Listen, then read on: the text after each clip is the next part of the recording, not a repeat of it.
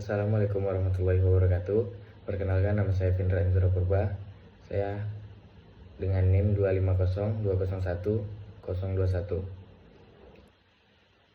Baiklah, di sini saya akan mempresentasikan teori keperawatan Watson.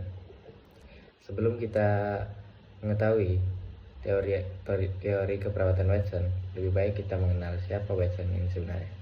Watson atau Jean Watson lahir pada tahun 1940 di West Virginia, Amerika Serikat. Dia dikenal sebagai perawat, pendidik, dan ilmuwan keperawatan yang berpengaruh. Ia menempuh pendidikan keperawatan di Lewis Gale School of Nursing, lalu meraih gelar doktor di University of Colorado.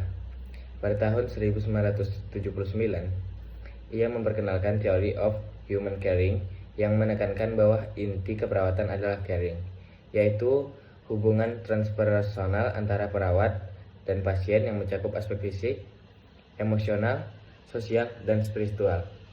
Melalui karya pendirian Watson, yaitu Caring Skills Institute, pemikiran mengubah paradigma keperawatan dari fokus pada penyakit menjadi penyembuhan holistik dan humanistik.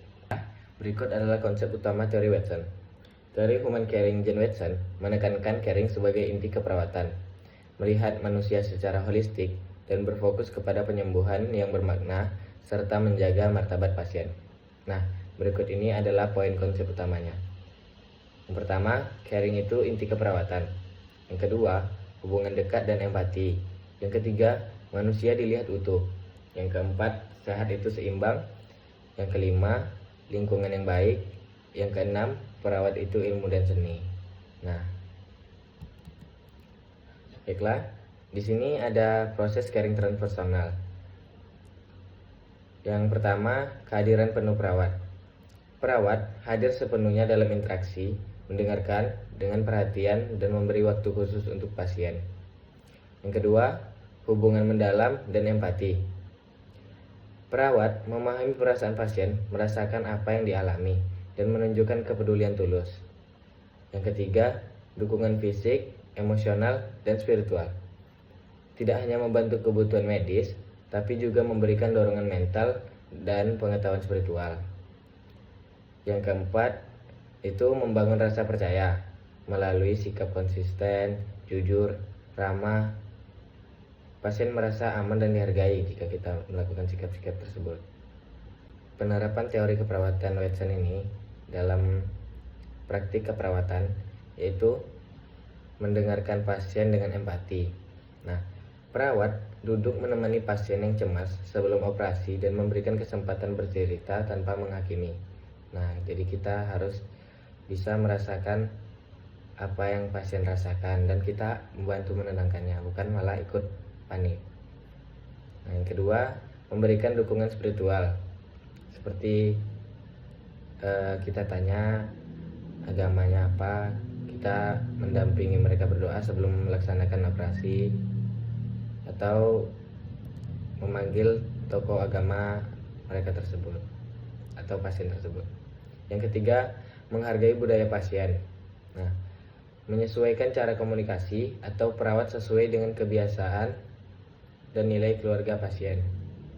Nah, jadi harus menyesuaikan cara komunikasi itu ibaratnya kita bekerja di rumah sakit Pekanbaru. Nah, di Pekanbaru pasiennya orang Jawa. Misalkan perawatnya berbahasa Melayu, tentu pasiennya merasa tidak dihargai karena budayanya berbeda. Walaupun kita tahu indah rentak Melayu di Riau ini. Sebaiknya gunakanlah bahasa Indonesia yang baik dan benar. Nah, poin keempat yaitu menciptakan suasana nyaman. Perawat harus memastikan lingkungan ruang rawat tenang, bersih, dan kondusif agar pasien merasa aman. Tapi ini tidak hanya untuk perawat, tapi bagi seluruh orang yang masuk ke dalam ruangan.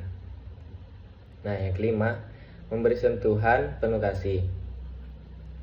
Maksudnya memberi sentuhan penuh kasih itu kita menggunakan sentuhan lembut saat memeriksa pasien sebagai bentuk perhatian, bukan sekedar prosedur medis saja. Nah, berikut ini adalah kelebihan dan keterbatasan teori Watson.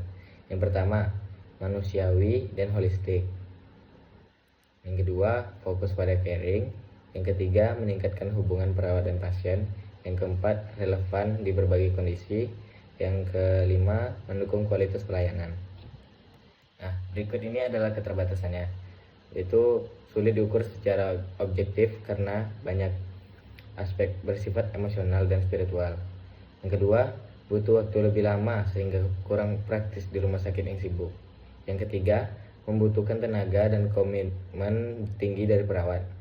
Yang keempat, tidak selalu cocok dengan sistem layanan kesehatan yang sangat teknis atau terburu-buru. Nah, yang kelima, kurang menekankan aspek medis karena fokus utama ada pada caring dan hubungan. Kesimpulannya yaitu teori human caring, John Watson menekankan bahwa caring adalah inti dari keperawatan yang membedakan profesi perawat dari tenaga kesehatan lainnya. Nah, caring dipahami sebagai hubungan transpersonal yang tidak hanya menyentuh aspek fisik, tetapi juga emosional, sosial, dan spiritual pasien.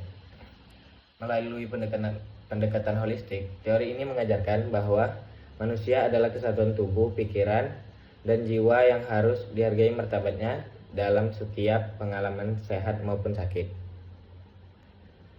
Penerapan teori Watson dalam praktik membantu perawat menghadirkan pelayanan yang lebih manusiawi, empatik, dan penuh makna.